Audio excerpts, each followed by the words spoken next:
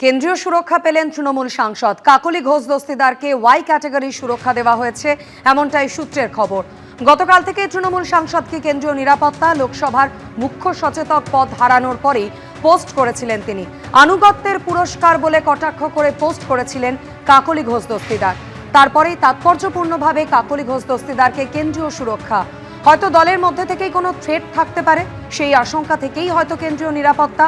তৃণমূল সাংসদের সুরক্ষা নিয়ে প্রতিক্রিয়া রাজু বন্দ্যোপাধ্যায়। এ ব্যাপারে কোনো প্রতিক্রিয়া মেলেনি কাকলি ঘোষ দস্তিদারের।